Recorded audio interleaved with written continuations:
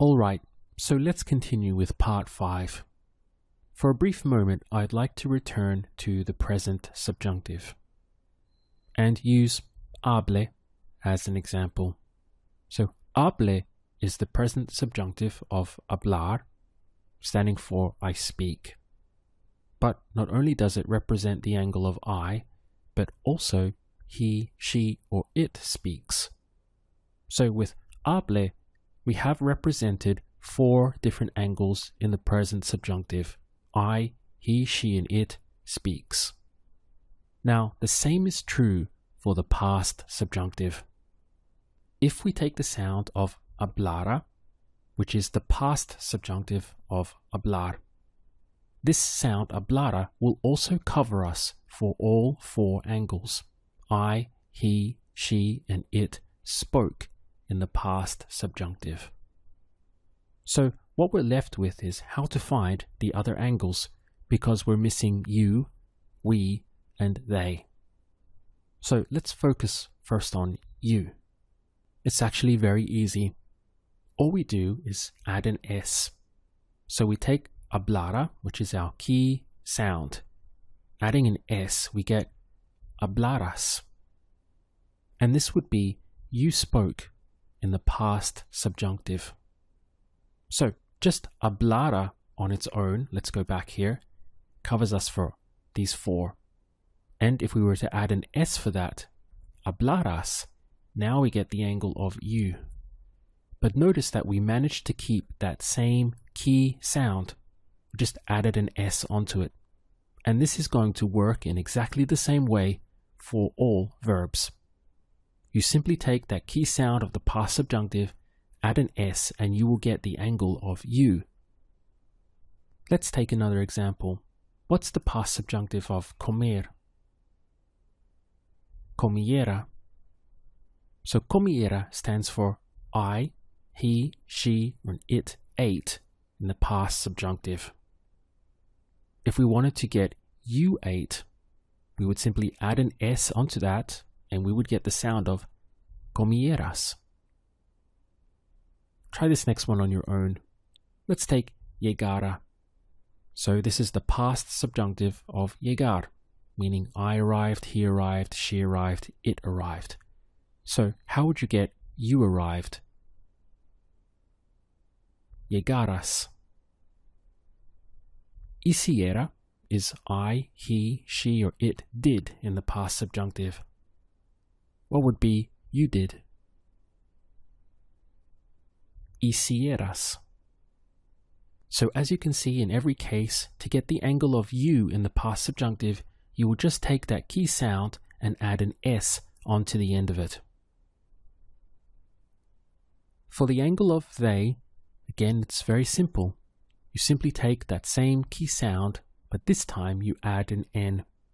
So if we take hablara, representing I, he, she, or it, adding an N onto this key sound gives us hablaran, and this would stand for they spoke in the past subjunctive.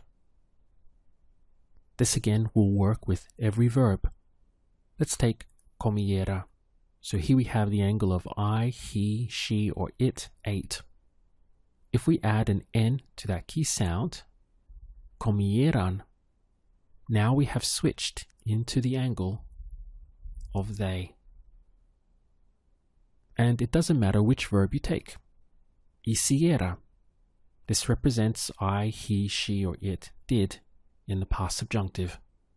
Adding an N onto that sound gives us hicieran, and now this switches us into the angle of they for the past subjunctive, hicieran. So let's review once more. Hiciera on its own represents I, you, he, she, and it. Adding an S to it, hicieras, gives us you. Adding an N, hicieran, gives us they.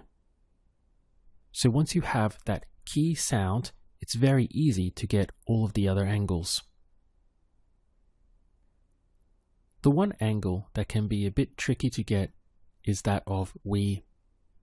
we're going to again take the key sound, but add mos onto the end of it. So the problem is that sometimes this can make the words quite long. Let's take a look at hablar. So in the past subjunctive, this goes to hablara. Now onto that key sound, we'll add mos. So we get habláramos. This would be we spoke in the past subjunctive. Habláramos. Looking at comer, we go through the same process. The past subjunctive would be comiera. Onto that key sound, we add mos. And so we end up with comiéramos. We ate in the past subjunctive. Notice that for the correct pronunciation, accents are being added to the words. So we have habláramos, comiéramos. If we take hacer, so the past subjunctive is hiciera. Again, we take that key sound, add on mos, and we end up with hiciéramos. This would be we did in the past subjunctive. So we're having, again, those two key sounds, either hiéramos or háramos.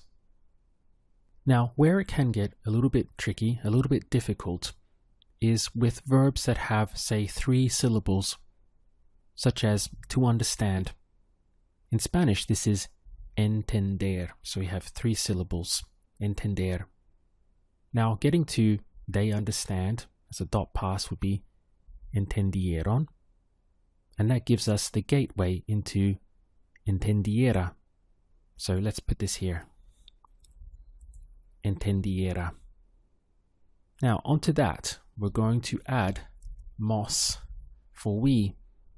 So the pronunciation or the sound that we have to reach is entendieramos.